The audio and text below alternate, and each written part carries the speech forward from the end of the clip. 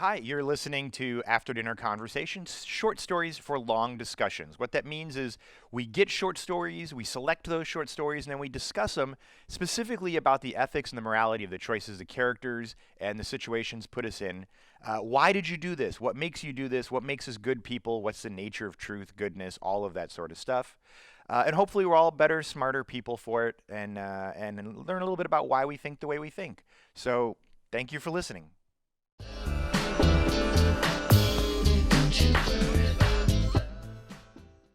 Okay, and welcome back once again to After Dinner Conversation, short stories for long discussion. I am your co-host Kolby, here with Sarah. Hi. And Jeremy. Hi. Hello.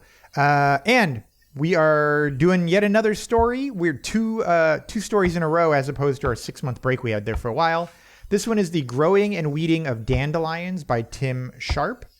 Like and subscribe, let your friends know. We also have a companion podcast that's just a podcast of audiobook readings. So you can actually listen to these being read by volunteers that work with the publication.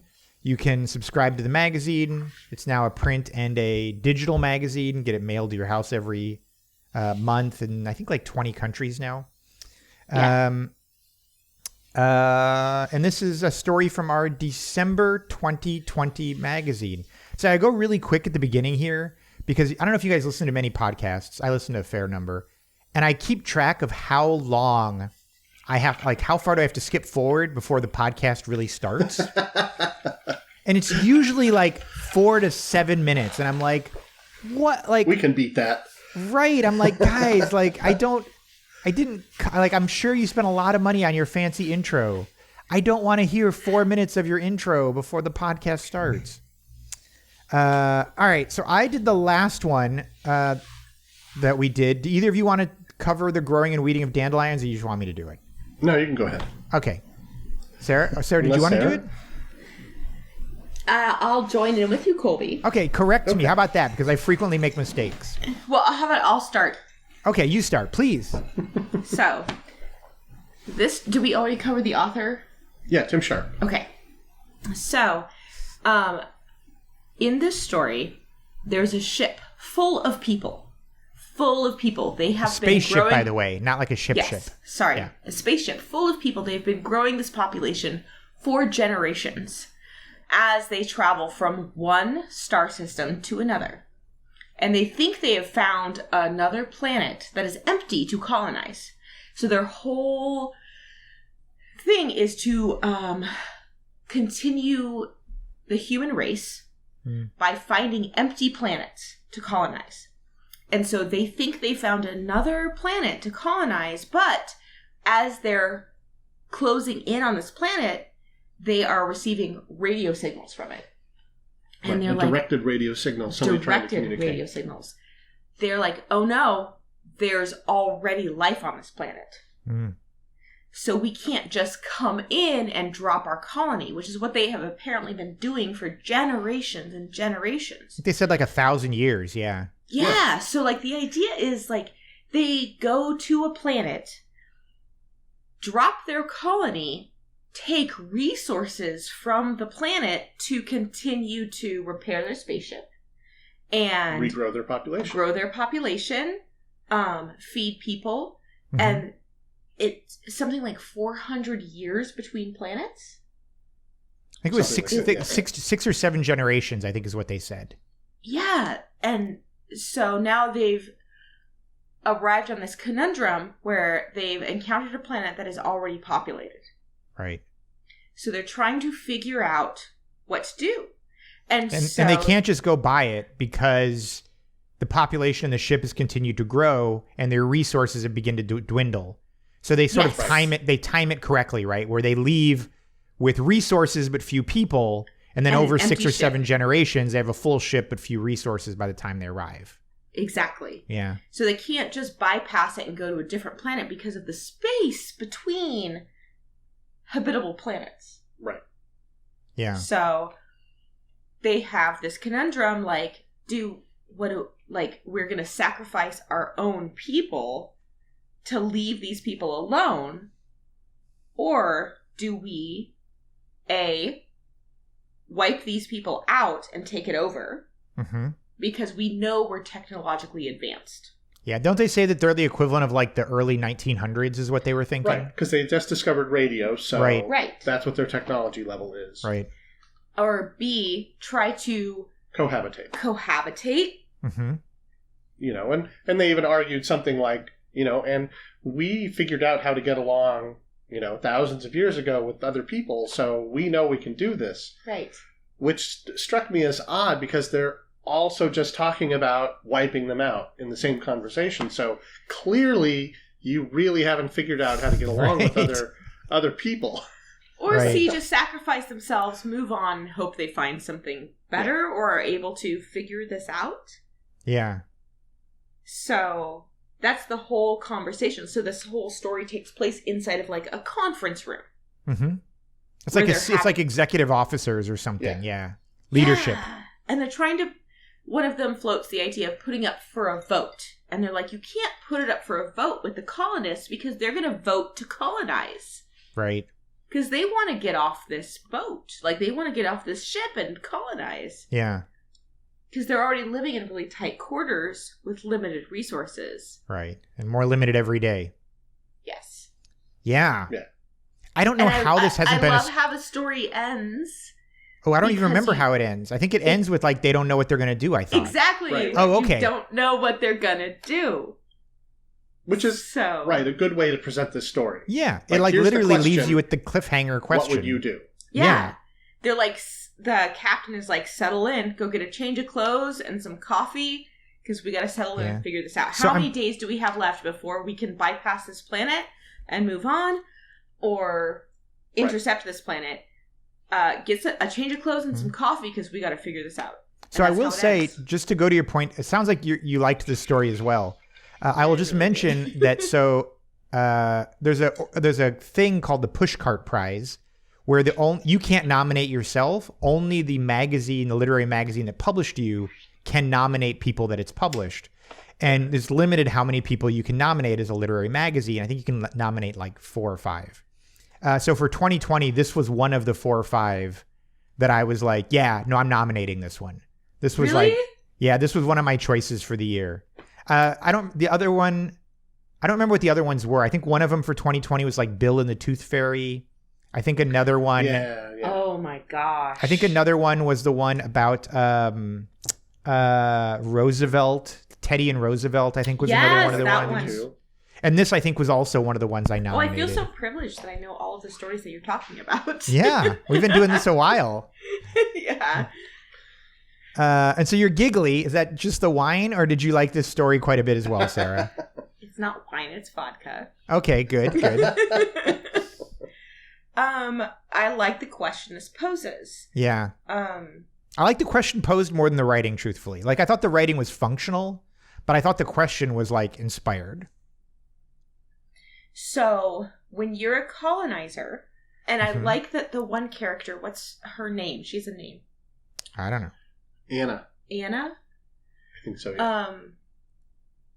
She was the major. She's really being like, you can't do this. You cannot do this. You're proposing genocide. Yeah.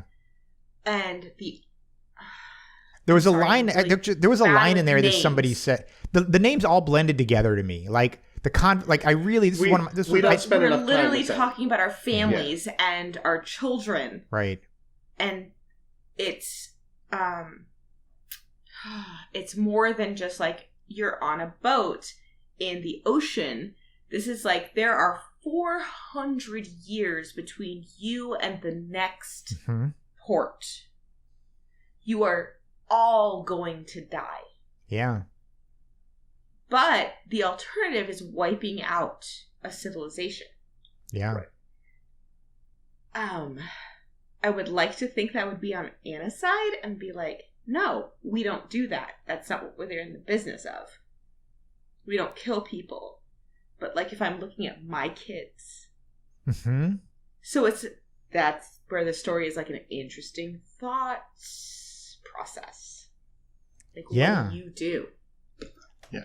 So I will just tell you, I thought about this one a lot. I mean, because, like obviously I read these stories quite a few times. And I hate to say this, I'm on the side of genocide. And I know that makes me a horrible human being. And I thought about know that too right after I read the story, and I was Yeah. like, I'm a terrible person because I'm on the side of Right. And here was my reasoning, but I'm curious to hear y'all's reasoning. My reasoning was this, is that at the most basic level, you have a right to exist. And I think but so do the you have a people right to on that planet. Sure. But I think you also, no, you're right. But I think the you captain all said they're not people, they're aliens. right. But I think But also, just being born there doesn't make it yours because he was born on the ship. Right. Yes, like Yeah. he was born in a patch of space, Yeah. however many light years away, and that doesn't make that patch of space his. Yeah. And I was just like, ugh, this Like is somehow hard. like This was possession is like 9/10 genuinely- of the law sort of thing, right? Yeah. Like we own it because we're here, not because we own it. This was a genuinely hard question. I'm liked amazed it this isn't a for Star that Trek reason. episode, by the way. This is totally could be a Star Trek episode. Oh, yeah, absolutely. Well, they even talked about starting a intergalactic federation. Yeah. Like, if we can just join up with these people and Create There could be- something right? bigger. Yeah. No, and I would say I'm on that side that they should try cohabitation. However, what I really come back to with this story is any story that talks about human colonization. I really come back to Agent Smith's thing about humanity is a virus. Oh yeah. You know, we just consume everything To the limits of the resources. Yes. Mhm. You know, And that's so what that's what they're that- doing yeah. too. I mean, they are behaving like a virus. Yeah. Well, and they even said, like, we could take the resources that we need to move on from this planet, but it would bankrupt a civilization. Right. When our original plan was to leave somebody and take what we needed, but the people that we're leaving don't need all of that. Yeah. So it's proportional what we're taking versus what we're leaving. If it was an empty planet. I also thought it was an interesting thing of saying like, well, we could leave some people and they could try and cohabitate. But then the argument was like, once we keep flying past, They're like, on their own. yeah, they're on their own. And if the civilization decides to turn on them, they can't defend themselves against an entire planet. Like, so cohabitation, even if you want to take that route, carries risks of, you know, Okay, I getting think wiped I'm on out. the side of the person who said, let's stay. All of us stay. We stop here. Yeah. And then we can support this colony Wow. in space. that was my least, that was option, that was my That's- bottom option. And Really? let me give you my reasoning and I'll tell you why. So, you know, Polynesia, over a period of several hundred years, they would get in little canoes and they'd island hop. What if somebody was like, yeah, no, this is far enough? The island hopping would have stopped. And like, would you say that would have been the right choice for them? However, They do address that in the story, they though. address it a little, but also, if they do get established and they're fine cohabitating, they can eventually leave again. They have the technology to rebuild or refit their ship. I got the impression that once the they ship did say- stopped, that was right. it. Yeah, Because I once don't they- think I didn't catch that orbital Once they about sort of dynamics, break, can once they get it break back speed, into- yeah. I think that was before they reached the planet. Right. okay. We can't just stop here and, like, regroup. We have to keep going. Yeah. Because... Okay. No, but I'd say yeah. I would say that's a red herring. And if they have the technology to leave once, they have the technology to leave again. All right. So I think they're wrong with that. But All right. okay. I didn't Give get that them out of the benefit story, the but doubt from this yeah. story. Right. But- if they stop, they're stopped. If they stop, they're No, stopped. but I think that's the best solution is they have to stop and support the colony. And make sure that... Wow. Yeah. Okay, Sarah, you're on the stop and support the colony. I just... I can't... I mean, we can't know what happens once they show up there. And, what And that's the beauty of population it. down there does. Yeah. That's the beauty of the story. But let's pretend for a second that you get there and the population down on this planet is like, all right, cool. Fine. What is this, finger guns? What are you doing there? Like, fine, party it up. It's a party it up. Got it. Yeah. We have new advanced technology, and we welcome the invaders. Yeah. We welcome our new overlords. Yeah. But it doesn't seem like there's enough of them to be overlords. That's why they can't just leave them there. Right. Yeah. Like, maybe the people on the planet will understand that we just can't leave because it's 400 years between us and the next planet. Yeah. But so let me throw a kink into both of your things, and this is just to explain my reasoning. I don't disagree that you're taking the moral high ground here. I agree that you're taking the moral high ground. Can you think of any instances where an advanced civilization interacted with an inferior civilization and it worked out fine?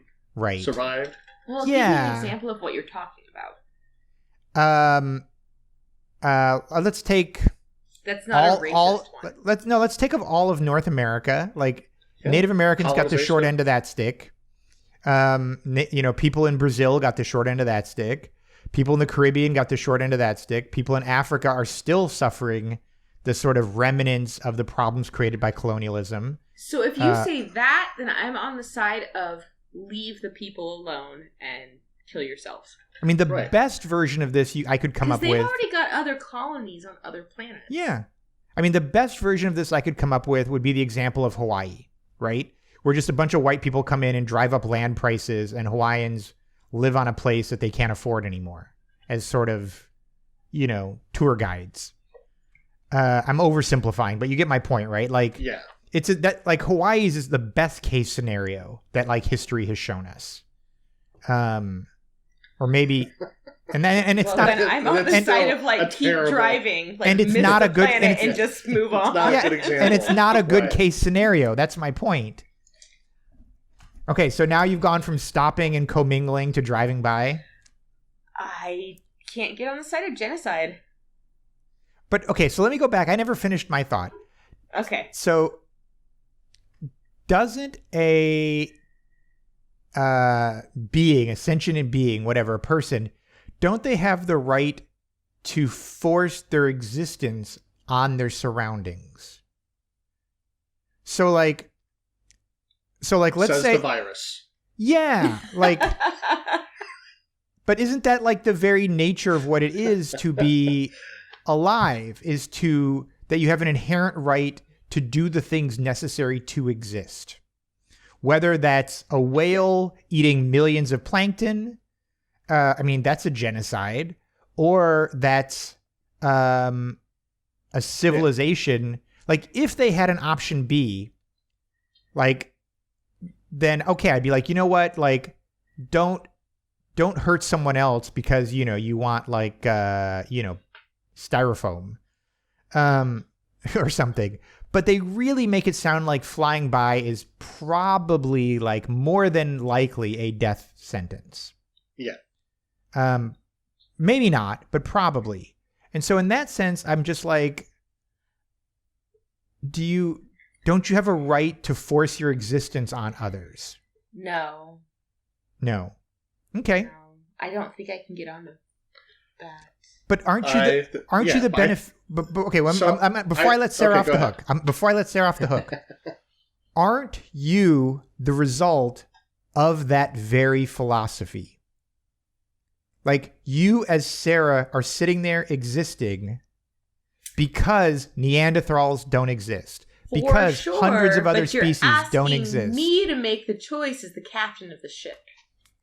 I never had that choice as the captain of the ship that you're talking about. Sure. So now, if I'm being asked, wipe this planet out so that my genes can continue, knowing that, and they say in the story that there are other planets. Yeah. Like, we've already colonized many Hundreds, other planets. Many, yeah. This is a risk that we embarked on this exploratory mission knowing that we were going to take. Jeremy just keeps saying, yeah. That I can say, let's wipe out the population of the planet so that we can put down our roots? I think cohabitating is the only responsible option. Cohabitating or death? That the ship has to stop and support the colony. All right, so Jeremy, you're on the stopping side, and Sarah, you're on the flying by side, and I'm on the stopping genocide side too. Oh, okay. But if stopping is not an option, Then you gotta fly move on. by. Right, yeah. You can't wipe out the planet.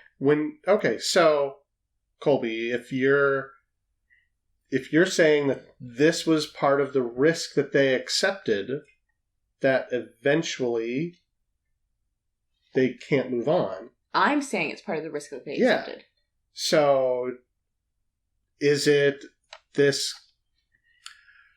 indigenous people, is it their job to bail them out by being wiped out to allow them to move on? No, they should fight back, and they should try and kill them all. No, right. I totally think they should try and kill the invading aliens. Hi, this is Kolby, and you are listening to After Dinner Conversation, short stories for long discussions. But you already knew that, didn't you?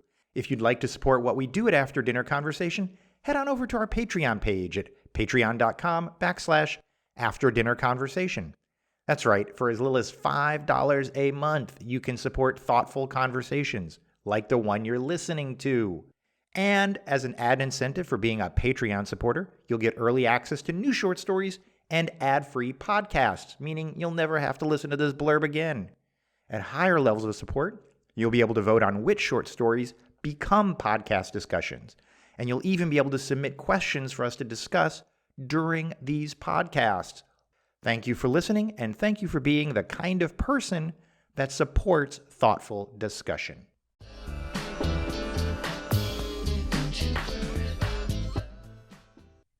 No, they should fight back. And they should try and kill them all. No, right. I totally think they should try and kill the invading aliens. And if they're successful, good on them. Right. So yeah, that's why I don't think that it's not the genocide option. They have to try the cohabitation option. Look, we're here. We have nowhere else to go. Throw yourself in the mercy of the court. Yeah. Oddly enough, we're actually about to publish a story that's very similar to this from the other perspective. And I can't think of the name of it, but I think it's in the January 2022 magazine. I think I just did the layout for it. And it is that it's from the perspective of the first contact person on Earth. And the aliens come and they're like, look, we're a real estate development company. And there was a bidding war for your planet. And we need to, and we won it. And I've been assigned, it's like the pre-delivery people. Sounds like Hitchhiker's Guide to the And Galaxy. it is very similar. And the story is they basically are like, look, and I've been sent here because... to evict you all. Not to evict you, but to get your planet into a condition so that it's technologically advanced enough for us to even want to move in. Ooh. And so they basically are saying like, hey, you've got 8 million people on Earth now. With our technology, you can support 40 million. So we're going to move 32 billion people in, aliens in, but you've got 10 years to take our technological advice to get like your energy problem solved, to get your water reclamation problem solved, because we're coming with 32 billion people. Wow. And the person on Earth is like, what if I say no? And they were like, well, that would be bad for you. So it would definitely be in your best interest to say yes, because like, look at all the technology we're going to give you. We're literally going to give you like 1,000-year technology bump for your planet. You really, wink, wink, want to say yes. And so it's interesting that we actually have almost the exact same story from the other perspective that came like 13 months later, 14 months later, it got submitted. Yeah. That's super interesting. Yeah. And oddly enough, in that story, I think, because we'll discuss it someday, I'm on the side of allow them to come, because given the choice between fighting a technologically advanced civilization and being subjugated and like still existing, better to go with subjugation and existing. Survival is the more important. Right. Like existence is the more important. Better to be subjugated than exterminated. Got it. I see where you're going with this. And I feel like that's the same answer here. You got Shit. me. No, I think I just talked myself out of it. No, but like I was just saying, like, kill yourselves rather than subjugate this whole. But cohabitation is the better option. If a cohabitation is not an option, kill yourselves. Yeah. Do not wipe out this whole planet. I don't And know. I might you still were fall in just the way. saying, Yeah. if my choice is being wiped out or Subjugated. yeah, Yeah, and I kind of agree with you on that. Oof. But I also think you're right. This is the risk you accepted by joining this mission. Yeah. That we might run into a planet that is already full of people, and or we might run into a situation where there are no habitable planets and we're all just going to die. Yeah. Yeah. Anyway. That's part of the problem of being on the Ark. Yeah. Yeah. Great story, man. It really is. It is. It's just a super, and it's and I interesting. love the way it ended, because when it ended, I was just like, buckle up, because we got some things to talk about. I was like, great ending. So one of the questions that we didn't talk much about, I'm just curious to hear your opinion. What do you think about the idea of putting it to a vote? No, I think she's absolutely right. You put it to a vote, you are voting for genocide, or you're voting for colonization, because that's what we're here for. Yeah. Sure, but I mean, even if you know, leave the rights of a minority up to the vote of a majority. Yeah. Like, you never leave human rights up like that. Like, we don't vote. I think even in the United States we've agreed on that. I mean, not currently. We're having problems right now, but yeah. So you think that a small group of people should be making these life and death decisions for potentially whatever the 100,000 people living on this ship are? What do you mean by a small group of people? The like, executive staff. The executive making staff. The decision. Yeah. They're not going to put it to a vote. Because that's their job. The people on the planet have no idea what's going on. No, I'm not saying the planet people don't put it on to a vote. They were going to put it to a vote of the people on the ship. Well, right, but what's the difference? They should also put it up to a vote to the people on the planet. Yes. If you're going to put up a vote, everybody gets to vote. Oh, I see. I didn't even think about them voting. I was just taking the argument Says the colonizer. Let's imagine that in the civil rights era, we put it up to a vote whether or not black people should be allowed to vote. And we only allowed white people to vote because they were the only ones who were allowed to vote. Do you think black people would have gotten the right to vote? Yeah, no, I agree. I mean, you don't do that. I mean, technically, that's how we ended up with the 14th and 15th Amendment. Is we did put it up. We just didn't let the South vote. But wait, what? Well, that's how we ended up with the 13th, 14th, and 15th Amendments. The 13th Amendment was before the South re-entered, and did we put it up to a popular vote where people voted? Like the state committee. No, the state's elected officials voted. But that's what she's talking about: is citizens voting. Yeah. I just what you're saying is, and this is why I'm a very pro-democracy person, is you're saying that a small group of people somehow have greater moral compasses than a larger group of people.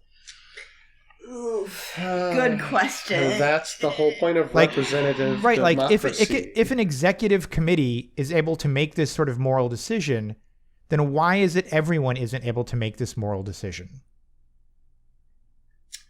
And then in which case, why don't you put it to a public vote? I really want to answer. Man, we're really talking about government systems at this point. And, it's their job to make responsible decisions for long-term survival. And you're saying ordinary people aren't as smart as people in charge? No. Okay, just checking. I'm saying that the people in charge are supposed to be thinking, your senators and representatives are supposed to be thinking about the long-term benefit of society as opposed to the short-term benefit of this specific vote or this specific desire. Okay. You know, and I feel like we've talked about this, Sure. you know, in other things where, like right now, you do what's our right, government- not what's popular. Yes, you do Yeah. what, you know, and if our politicians were thinking about long-term benefit to society as opposed to short-term benefit to their own pocket, Yeah. we would have a lot different policies.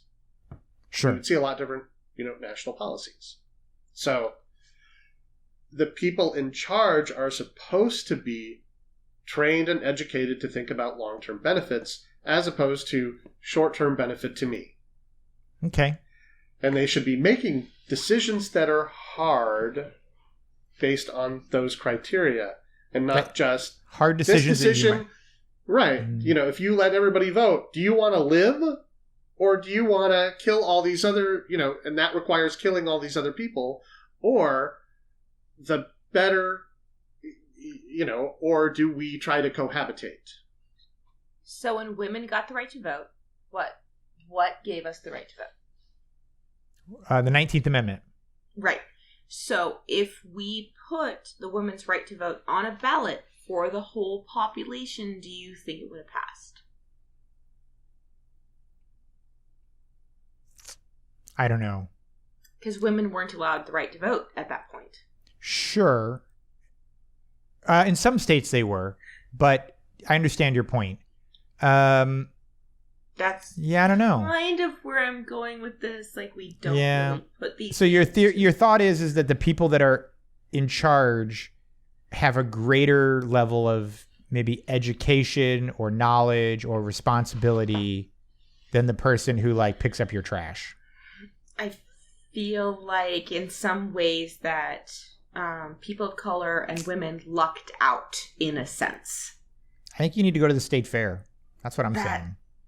You go to the state fair. That's and why you're I'm gonna- not down with this whole voting thing. Like, I'm like, oh, I don't think... And that's what they say that in the story. Like, Yeah. you don't put these things up for a Yeah. vote because they're going to vote to colonize. So I'll tell you the reason why the one reason I'm not in favor of voting. I think one of the burdens of leadership is the burden of living with the decisions that other people shouldn't have to live with. I think that's what I'm trying to say, Kolby. So let's say that they voted for genocide. Then the entire ship has to know they voted for genocide.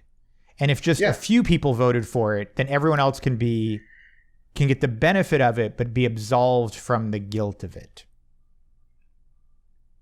By the way, before I get in trouble, I just want to make sure I am not in favor of what happened to Native Americans, what happened in Hawaii, or to Aboriginal people, because it was not a life or death. I don't think any of us are, and that's why we're struggling with all of this. It was not a life or death situation. It's not like Europe was like, well, if we don't go here, we're done for. You had Europe. You didn't need to go anywhere. That's part of the reason why I find this story so interesting That's and also so the same difficult is because this is a life or death situation. Right. This is But not only the for these European people. colonizers situation. Right. And the vote But they thing chose is to an colonize. interesting question. You know, that's the risk of this. Again, they chose to colonize. This wasn't a situation that Earth was no longer habitable. At least it was, or was it? They don't presented mention. this No, they way? don't mention that at all. No, they don't. Okay. It was they don't mention if it was required or voluntary. I don't think. You know what I like about this hypothetical civilization that's on the ship is that they're even having this conversation. They are not just jumping to wipe the planet out and colonize. They're actually having the conversation. Yeah. Which also I think. So my first thought was, how could you have been doing this for hundreds of years and nobody was like, hey, maybe we should put a subcommittee together to like just in case, like to put together a just in case plan.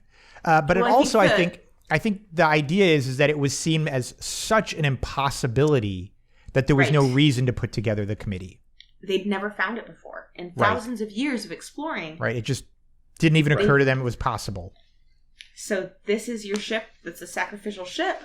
I would want to know if there were other ships out there colonizing. Yeah. And so sorry. You guys were the ones that found other... You don't think... I'm just going to like give you one more... I think we're all pretty entrenched on where we are, but I'm just going to try and budge you one more time. You don't think it's a little bit... you don't think it's a little bit hypocritical to say that you don't have a right to extinct something else to ensure your existence when you are actually the beneficiary of extincting other things to ensure your existence? As personally? Yeah, like you didn't personally do it, but you're the beneficiary of it. Like if somebody else had made the decision that you're proposing they made, like you wouldn't be here. I think that's a stretch, Kolby. Yeah. And also, so here's a point. They've never found a habitated planet before, so you want to wipe it out? The first habitated planet they've ever found in 1,000 years of exploring? That's not very Star Trek-y. That's a good point. I really liked the moment in the story where she's like, we have an opportunity to start a federation of planets right now. Yeah. Yeah. I like that's that what you'd like to. moment in the That's what you story. would like to have happen, right? So that's what I'm clinging to. Okay. You know, the one thing that none of us thought is I think there's sometimes this assumption that with greater technology comes greater morality. And none of us assumed that would be the case here. None of us were like, they could peacefully coexist for the first time in the history of like humanity. Right. I think they're proving that by just asking the question, do we wipe these guys out? Yeah. They do not have a greater morality. Right. Or at least their captain doesn't. Yeah. Or whoever was Yeah. Whoever eventually got. Yeah. There was a really line in there. liked that it ends with them just still asking the question. Right. I agree. I think that's. Yeah, there was a line in there. I can't find it right now. He says, "I'm not suggesting genocide, but I'm not suggesting genocide." Yes, I had to read that a couple of times because I was like, "Is this a typo?" I thought that was a really clever way to phrase it. It's like, look, I'm not saying, but I'm not saying. Yeah, that was good. Just want to bring it up as an option. Yeah, I'm just. So we all are discussing the same stuff here. Yeah. Hey, I do want to. I know we're getting to the end of this, but I did want to. This is very similar to a couple of books I recently read. Really? What books? That's what I want to. It's called Children of Time by Adrian Tchaikovsky. Okay. Right, Adrian Tchaikovsky. Yeah, it says Tchaikovsky. Yeah, they were very similar premise, partially. Like the Nutcracker Tchaikovsky. Yeah, but okay. I'll send you the link. But it was a really good book. I would highly recommend it. Oh, cool. Nice. All right. I stopped at Snow Crash. That was like the last book I've read. It's been a lot, man. I read so much for the publication. Like, We never read for you, Kolby. I know. I never read anything anymore except submissions. It's a shame. I wish I read more, but. I only read plays written for high schoolers and your stories. Aww. That's really sweet of you. All right. Anything else you want to mention before we call it quits on this? This was really good, though. I think we're deadlocked here, though. No, this was a really great story, and I love how deadlock it's left us. Yeah. I agree, because I think if we surveyed 100 people, I think we'd find pretty even splits in the deadlock. I'd like to think that, but it might be that I'm the only one, that there's like 90 people would agree with you and 10 would agree with me. But I'd like to think that you'd find roughly proportional deadlocks among other people as well. I think people would really like to find themselves on the side of not genocide. Yeah, I think they'd like to be on that side. Yeah. I don't know. I'd love to do. There's so many of these things that we talk about that I wish I could do like a survey by like state and be like, how does Alabama feel versus California?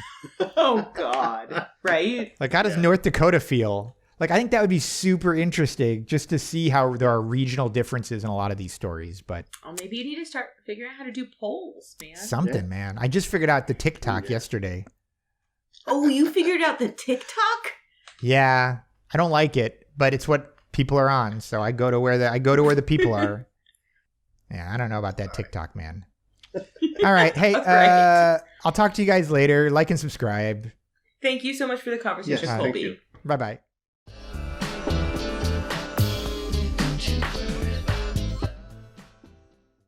If you've enjoyed listening to this, please like and subscribe. It helps us out a ton. You know, the vast majority of people haven't liked and subscribed, which means maybe it shows up in your algorithm, maybe it doesn't. So don't leave that to chance. Just go ahead and hit that button, and we'd sure appreciate that. And that way we can keep doing what we're doing, and you're not left to the whims of some algorithm. Thanks.